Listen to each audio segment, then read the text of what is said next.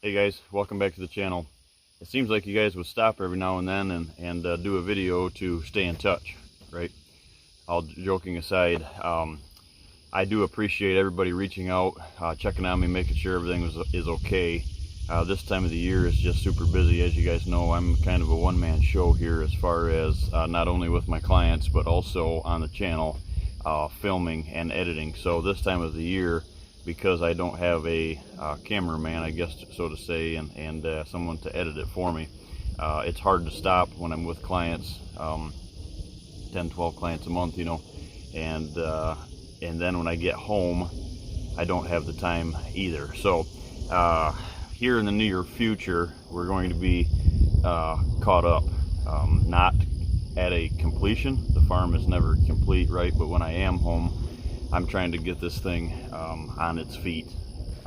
We are about probably 75%, a lot closer this year than what I was last year, and it's all coming together. Everything is going really good.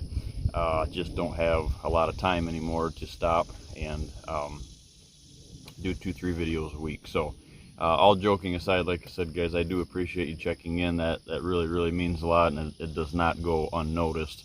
Kind of tells me that we've made that personal connection with each other here on the channel, and hope I can you know, continue to be an aid to you guys throughout for years to come, especially going into this deer season. So with that being said, the video that we're going to do today, guys, is in relation to what is behind me.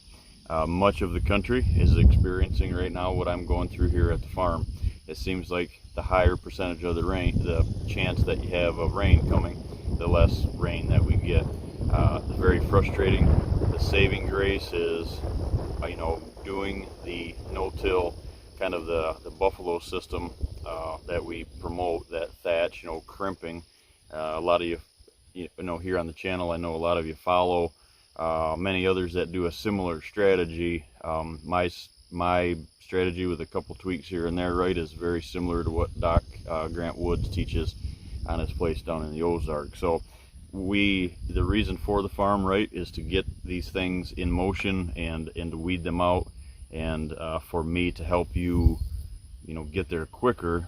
And without that program right now, guys, I'm very you know, honest about that, and right now I can tell you 110% that I would not even have the food plot program that I have now without that crimping. So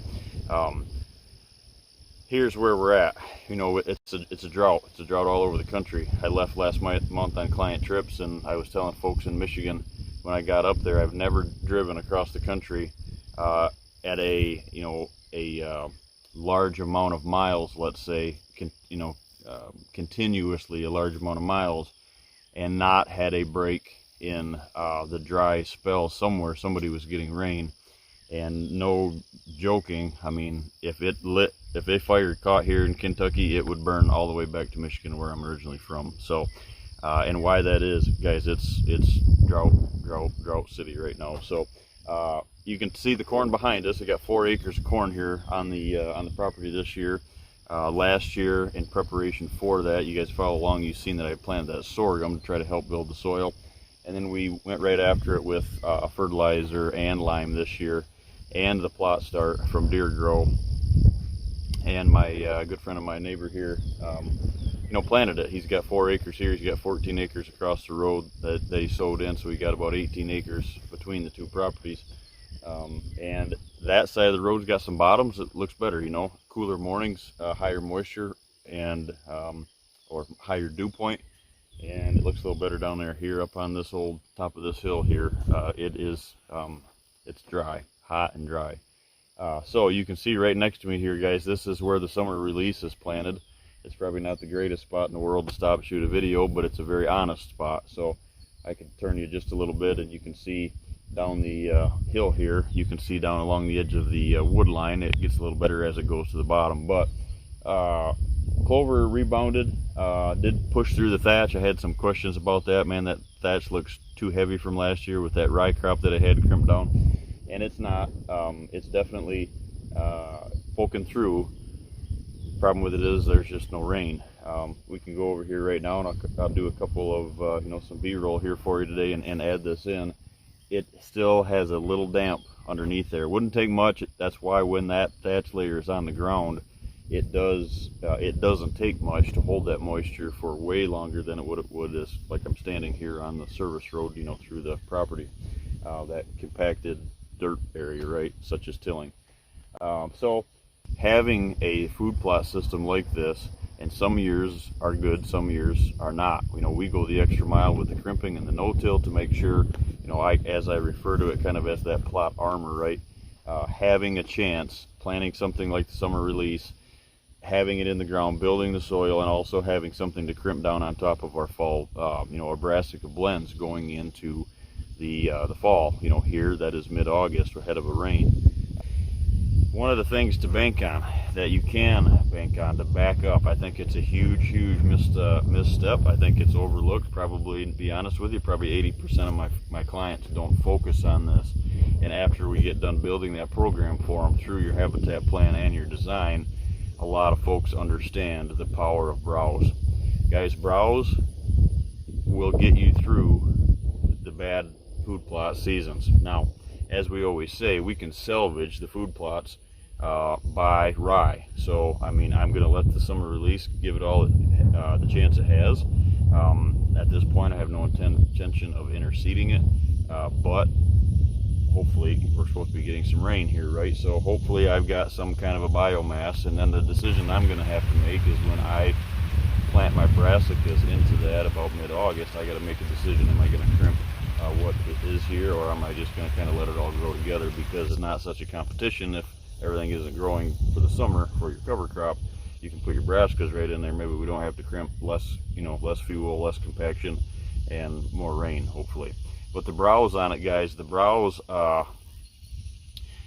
has to be there to back these plots up. The further north you go, the higher the requirement is on browse, the woody browse requirement is for the whitetail deer.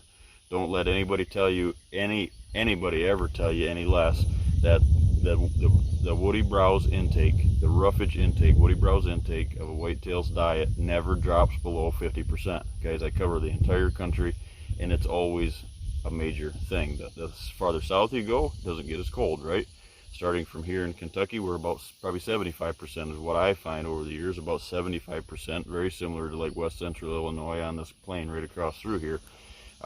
Southern Ohio, from here in Kentucky over to the, into Iowa. But we are here in that same region, and it's 75%. So if you think about that in round numbers, guys, a deer's intake is about 6 to 8 pounds a day. Total wise, that's what they absorb, that's what they want to keep in their stomachs. So they're eating around 10 to 11 pounds a day. This time of the year, it's green, it's full of moisture, whatever moisture they are getting out of dry leaves, so everything kind of goes back to having a good rain crop. But your browse, because of the leaves, because of the power that you have in there, because of years of maybe the correct canopy not being so dense, and being at head height, being at deer level, that browse is reachable, and it's probably in way more of a tonnage right now through leaves and stuff like that than what our food plots sometimes get affected by drought. So I always say this, guys, I'll say this now, and I'll probably say it 1,000 more times, is your food plots are only as good as the browse that backs them. In other words, not only in your doe bedding areas, but also in your habitat pockets, buck bedding pockets, stuff like that we create. Now, that browse is stretched out through those areas. The great thing of that is we are able to kind of lock those deer in, make sure we give them that requirement of that in that woody browse situation, make sure that we are actually give them some tonnage to get through them fall months if our food plots fail. So remember, guys, that it's a very strong statement. Your slogan, I guess you could say, your food plots are only as strong as the browse that backs them. So like I have on the the clickbait here on this video is, why have one without the other? And that's why, and that's one of the reasons. It's a huge overlooked deal. I don't think folks really realize when you get into where I'm from Michigan and north, it's 90%. 90% of a deer's intake is woody browse. So like I was saying, you got 6 or 8 pounds of total intake. You know, 4 pounds, 5 pounds of that a day is woody browse. You know, they feed 5 times in a 24-hour period, 2 or 3 of which are internal of bedding. You know, so it's a huge deal. So no, don't go in and plant, you know, clover and rye and oats and brassicas in the bedding area just to make it better. They have to be separated. You never do that. You know, food is food, bedding is bedding. But through the bedding, we can, when we are able to, you know, create that and reach those tonnage goals through hinge cutting, through pockets, through opening up the canopy, or maybe pocketing out something that's too thick that they're not penetrating through. Maybe it's an area where you're doe bedding. I was on a client property this last month here in Michigan. It's just too choked off and too tight, so we had to open it up. So what I'm saying is, guys, those spots will rebound a lot quicker and they will regenerate, and it's an overall saver, let's say.